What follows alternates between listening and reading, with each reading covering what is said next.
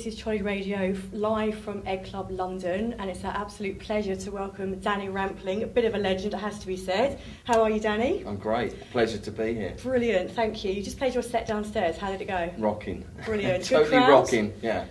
Yeah. That's the first time I played here, so okay. The Egg. I've always come here to the after hours, kind of late at night. But, it's been a good night here. Really, really good. And it ain't over yet. Exactly, it's not. So I hear you've just published a book. Tell us a bit more about that. Yeah, that's right. The book is everything you need to know about DJing and success. And it's a book that reflects over 20 years of my experience in music. So we started on this book with two co-author partners 3 years ago. Originally it was an e-book, a digital downloadable book.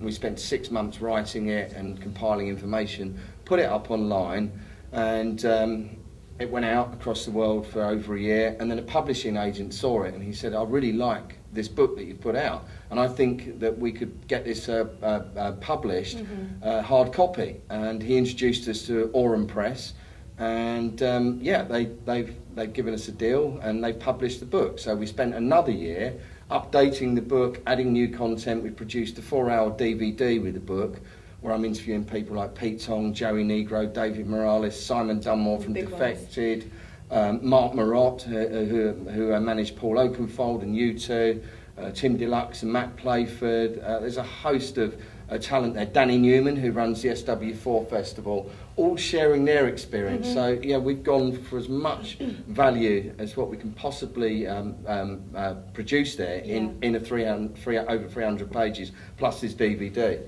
And it's been very well received. So it was released in December, and we've been around the country touring the music schools, SAE colleges, universities, and Point Blank in London. Right. Yeah. And it's great to see all this enthusiasm and all this passion from the new wave of producers and DJs, and meeting all of these guys out on the road across the UK. We've been everywhere, Scotland, Wales, all across the UK, and the enthusiasm that's out there, with what's coming through and the talent that's breaking through. It's absolutely brilliant. Yeah. It's quite remarkable. Yeah, sounds amazing. So I must say, you're quite a godfather yourself, aren't you? You've been around in the scene since back in the Shoom days, probably about 20 years ago. How would you say this thing's changed since then to what it is now? Well, the scene was very innocent when it began. It was a very kind of like do-it-yourself culture thing, and it happened very quickly, like punk did, and like rock and roll, and all youth culture movements. It just really took off very, very fast over a period of a few months. For me, it started in a small basement club down on the South Bank in Shoom. That was the club that I created there. I'd learned a lot as a DJ and promoter through Nicky Holloway, who was my mentor and my teacher for many years, leading up to the point where I became professional.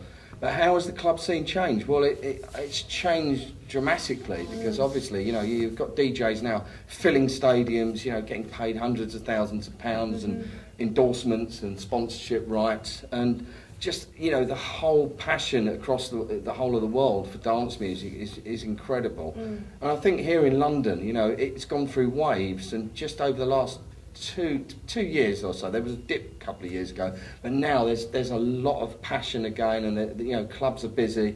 There's a lot of excitement within the music. There's lots of great productions coming through, and we've got great clubs now. When we started out, there was no books, there was no internet, providing information for people. To get tuition and to learn about the craft and the profession itself and the business. And now there's an abundance of information, whole wealth of information, particularly on YouTube, that helps people and encourages them into the business. And the whole digital side of DJing has completely shifted the industry as well, away from vinyl, which is a sad thing in a sense.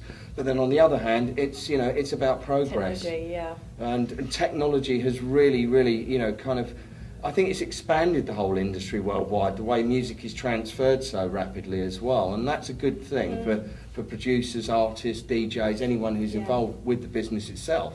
But you go into the States now, and people like David Guetta, before him, Cole Cox, Paul Oakenfold, and others who've led the way out there, and following that Tiesto, and look at it now. You know, electronic music on the radio in the States was like, you know, the Antichrist. It just wasn't. It wasn't on radio, but now those productions are being played on radio, which is a good thing. Okay, it may be commercial, but then the kids that are into that commercial sound now, 2 or 3 years down the line, you know, they're going to look at other, you know, areas of music and DJs and labels and producers, and you know, that's the culture there, and it's very exciting. I think it's a very exciting time to come into the business and be a DJ as well. With the technology we have at our disposal, with Tractor and Ableton and Serato and everything else that's out there. It allows the DJ to become much more creative, much more instant.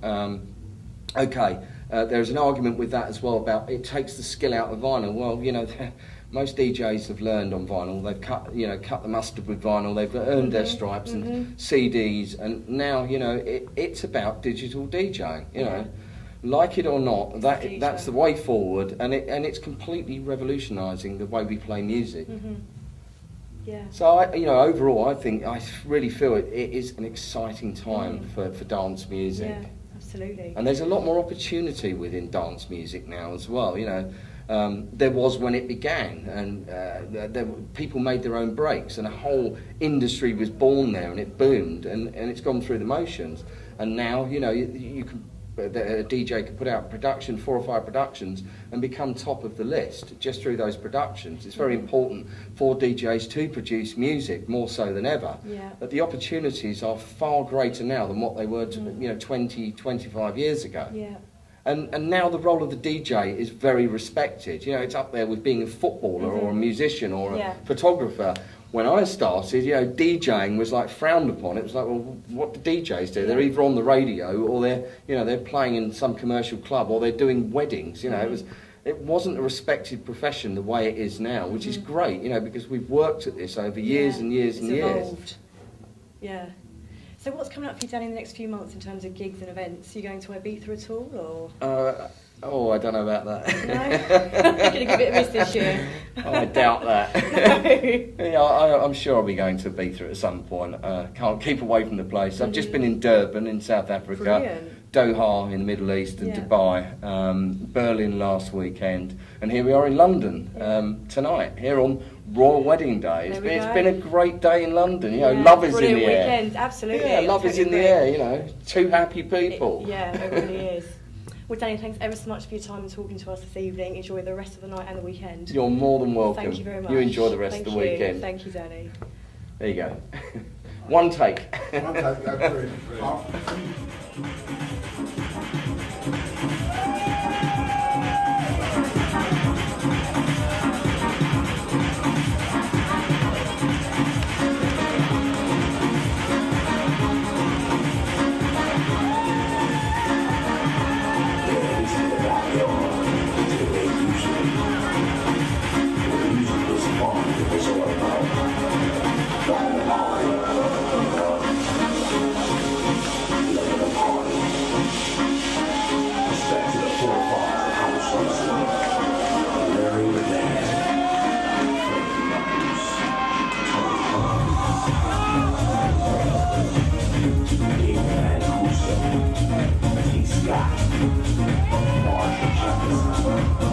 John, Johnny,